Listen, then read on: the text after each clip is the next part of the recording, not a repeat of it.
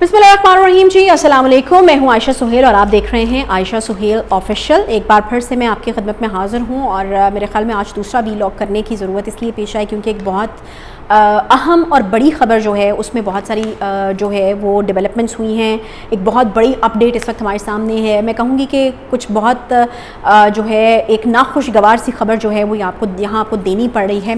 ये वो खबर है जनाब जी जिसके बारे में हम सुन रहे हैं सोशल मीडिया से और इंटरनेशनल मीडिया, नेशनल मीडिया, इस वक्त हर चैनल, चाहे वो डिजिटल प्लेटफॉर्म है या चाहे नेशनल टीवी है, इंटरनेशनल टीवी है, हर चैनल जो है वो इस न्यूज़ को चला रहा है और इंतहाई अंदरनाक और अफसोसनाक किस्म की यकीनन एक न्यूज़ है। ओशन गेट, बिल्कुल आप इस नाम से अब वाकिफ़ होंगे क्योंकि बहुत ज़्यादा आपने इसके बारे में सुना होगा। ओशन गेट वो आबदोज़ जो कि टाइटैनिक का मलबा या टाइटैनिक का रैकेट जो है उसे दिखाने के लिए समंदर की तह में लेकर जाती है। इसके अंदर आपको ये भी पता है कि तकरीबन एक पायलट जो कि ऑपरेट कर रहे थे इस आबदोज़ को, जो कि इस कंपनी के सीईओ भी हैं, उनके अलावा 4 मुसाफिर मौजूद थे जो $2.5 लाख की एक टिकट जो है ख़र्च करके इसके अंदर बैठने के अहल करार पाए थे। इस आबदोज़ के हवाले से एक बहुत अफसोसनाक और बड़ी ख़बर जो है वो आ रही है, वो मैं आपको देना चाह रही हूँ। सबसे पहले मैं आपको ये बताऊँ कि ये जो टिकट $2.5 लाख में ख़रीदी गई थी वो पाकिस्तानी 7.5 करोड़ रुपए बनती है। जी हाँ, इस आबदोज़ के अंदर एक बरतानिया से ताल्लुक़ रखने वाले एक बहुत अमीर कबीर और बड़े बिजनेसमैन वो मौजूद थे।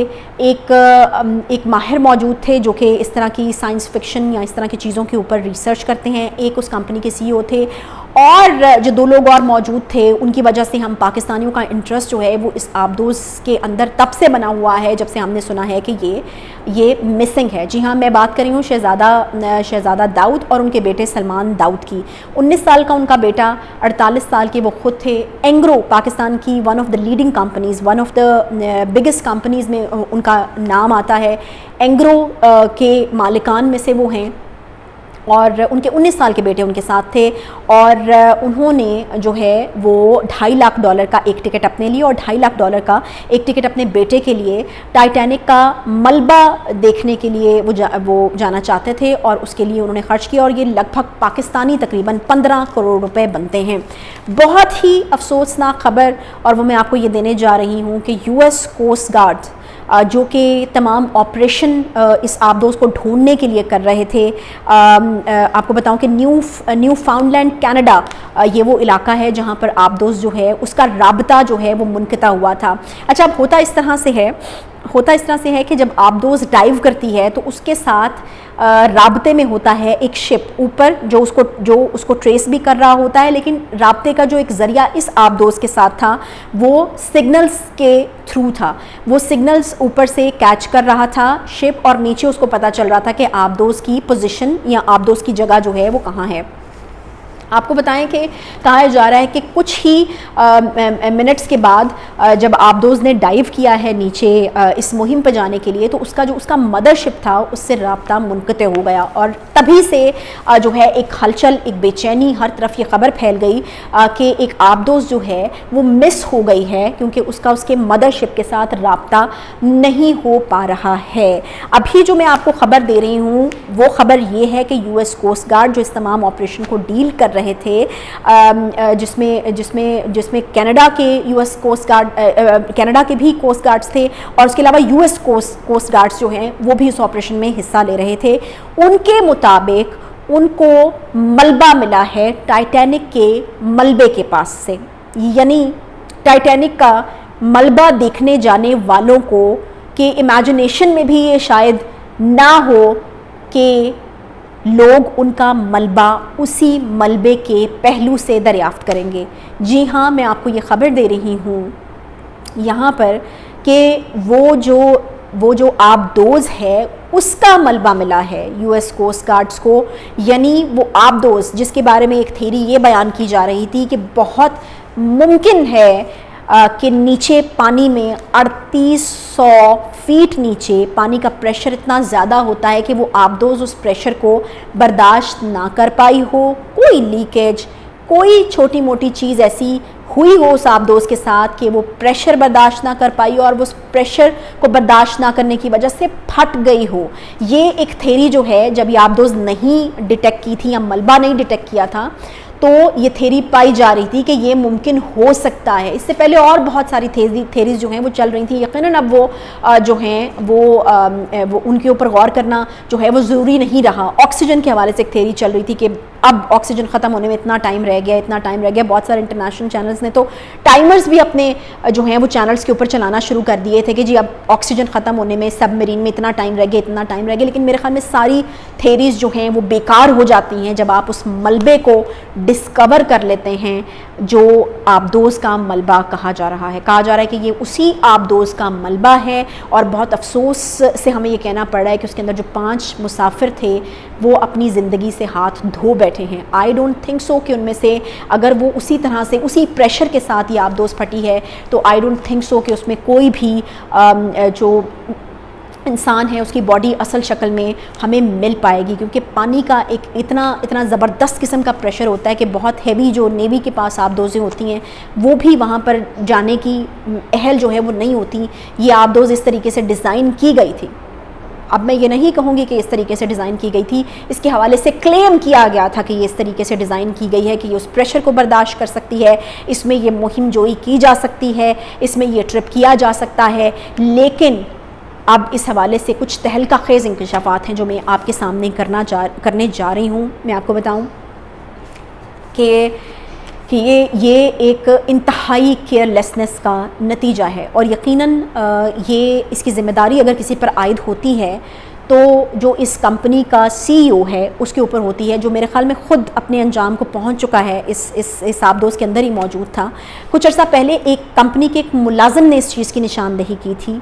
ये कुछ तहलका खेज़ इंकशाफात हैं जो अब सामने आ रहे हैं कि एक कंपनी के मुलाजिम ने ये कहने की कोशिश की थी या निशानदही करने की कोशिश की थी कंपनी के मालिक को कि ये सेफ़ नहीं है, और उस मुलाजिम को फ़ौरन फारिग कर दिया गया था। एक तो ये चीज़, एक चीज़ ये कि जब इस तरह की कोई चीज़ बनाई जाती है तो यकीनन उसको जो बनाने वाले होते हैं वो तो अपनी तरफ से बोल रहे होते हैं कि it is safe, it is secure. जब एक प्रोडक्ट बनाई जाती है उसकी कंपनी तशहीर कर रही होती है, वो कॉन्फिडेंट होती है, सारी चीज़ें होती हैं, लेकिन फिर भी एक चीज़ जो ज़रूरी होती है वो ये होती है कि जो आज़ाद इंस्पेक्शन के लिए जो इंस्पेक्टर्स होते हैं, आज़ाद इंस्पेक्टर्स, न्यूट्रल इंस्पेक्टर्स, जो जिनके मुफादात उस कंपनी के साथ नहीं जुड़े होते, वो उसको इंस्पेक्ट करते हैं, वो उसको देखते हैं और उसके बाद जो है सर्टिफिकेशन का जो है वो अमल होता है, या उसको फ़िट फॉर एनी जर्नी, या इंसान अगर उसके बीच में बैठ के सफ़र करें तो उसके लिए सिक्योर करा दिया जाए। इस तरह की कोई चीज़ नहीं हुई है। मैं आपको बताऊं कि कंपनी के सीईओ को एक और चीज़ ये सामने आ रही है कि कंपनी की सीईओ को ये वार्निंग दी गई थी कि ये जो है इससे कभी भी हादसा हो सकता है। और उसकी वजह ये है कि इससे पहले जब इस आबदोज़ ने ट्रिप्स करने की कोशिश की है तो 2-3 दफ़ा इसमें जो है वो ख़राबियाँ आ चुकी हैं। एक सहाफ़ी जो हैं जिन्होंने इसके अंदर सफ़र करने की कोशिश की, उन्होंने कहा कि वो टाइटैनिक का मलबा देखने का इरादा जो है वो रखते थे, लेकिन 3800 फीट, मैंने आपको बताया कि 3800 फीट पे वो रैकेज जो है टाइटैनिक का मौजूद है, और ये आबदोज़ जो है वो 3800 फीट तक ही जाती थी। उन्होंने कहा कि 37 फीट, ओनली 37 फीट्स तक ये नीचे गई है और उसके अंदर एक ख़राबी की निशानदही हुई। और मेरे ख़्याल में दे वर लकी इनफ, जो लोग उसके अंदर मौजूद थे उस वक्त, वो इतने खुशकिस्मत थे कि 37 या 38 फीट से उसको दोबारा ऊपर जो है वो कर लिया गया, या किसी तरीके से उसका राब्ता हुआ। उन्होंने कहा कि नहीं, आप हमें ऊपर जो है वो उठा लें, और उस वक्त उनकी जान जो है वो बच गई। हादसा उस वक्त भी हो सकता था, लेकिन उनको उस वक्त जो है वो रेस्क्यू कर लिया गया। तो यानी 38 फीट के ऊपर जाकर इसने जो है 37 फीट गहराई में जाकर इस आबदोज़ में प्रॉब्लम्स आना शुरू हो गए थे। एक ये चीज़, फिर एक चीज़ ये सामने आ रही है जो बार बार मीडिया पे दिखाई जा रही है और उसको देखकर ये अकल दंग रह रही है कि एक रिमोट कंट्रोल, एक वो वाला रिमोट कंट्रोल जिससे आजकल आपको हमारे बच्चे वीडियो गेम्स खेलते हुए, प्लास्टिक का रिमोट कंट्रोल जिससे आपको हमारे बच्चे वीडियो गेम्स खेलते हुए नज़र आते हैं, उस एक रिमोट कंट्रोल के साथ जो है उस आबदोज़ को कंट्रोल किया जा रहा था। मुझे समझ नहीं आती और मेरी अकल ये मानने को तैयार नहीं है कि वाकई सिर्फ एक रिमोट कंट्रोल के ऊपर جو ہے وہ اس طریقے سے ریلائی کیا گیا تھا. اس آبدوز کے اندر سیفٹی میئرز پورے نہیں تھے. اس آبدوز کے بارے میں یہ کہا جا رہا ہے کہ جتنی اس آبدوز کی باہر سے جو شیٹ ہے اس کی موٹائی ہونی چاہیے تھی اس سے کہیں کم اس کی موٹائی تھی. اس میں سیفٹی میئرز جو ہیں وہ نہیں لیے گئے تھے. مجھے یہ سمجھ نہیں آ رہی، یا میری عقل یہ جو ہے وہ دنگ ہے اس چیز کو لے کر کے کہ جو لوگ اس میں سوار ہوئے کیا انہوں نے اپنی ریسرچ اس حوالے سے پوری نہیں کی تھی. اسپیشلی جب میں سوچتی ہوں شہزادہ داؤد کے حوالے سے کہ وہ اپنے 19 سال کے بیٹے کو لے کر اس میں بیٹھے ہیں. یقیناً اس طرح کی جب چیزیں ہوتی ہیں تو آپ بہت سارے جو ہیں آپ کو کچھ چیزیں سائن کرنی پڑتی ہیں، جس میں موت کا حوالہ بھی ہوتا ہے کہ اگر اس میں آپ کی موت ہوتی ہے تو کمپنی اس کی ذمہ دار نہیں ہوگی. اس طرح کی چیزیں آپ کو سائن کرنی پڑتی ہیں. اور جب اس چیز کے حوالے سے، اور کوئی چھوٹے لوگ نہیں تھے، مطلب اس طرح کے لوگ نہیں تھے کہ ان کے پاس لیک آف ریسورسز تھے، وہ پتہ نہیں کر سکتے تھے کہ اس کی ریپیوٹیشن کیا ہے، اس میں کیا پہلے کوئی حادثات یا خرابیاں تو نہیں ہوئی. حادثہ تو خیر یہ پہلا تھا اوبیسلی، لیکن خرابیاں رپورٹ ہو چکی ہیں. وہ جو ہیں وہ یہ جاننے کی پوزیشن میں تھے یا جان سکتے تھے کہ اس کو آپریٹ کرنے کے طریقہ کار کیا ہے، اس میں کیا سیفٹی میئرز لیے گئے ہیں. اگر ہم اس میں اتنی نیچے گہرائی میں سمندر کی جا رہے ہیں تو کیا ہم محفوظ رہیں گے؟ مجھے نہیں سمجھ آتی کہ یہ چیزیں ان کی طرف سے کیوں جو ہے وہ چیک نہیں کی گئیں، یا کیوں ان چیزوں کو جو ہے وہ خاطر میں نہیں لایا گیا. ایک اور ایسے شخص ہیں جن کا حوالہ دیا جا رہا ہے، اور وہ بھی جو ہیں وہ کافی امیر کبیر شخص بتائے جاتے ہیں.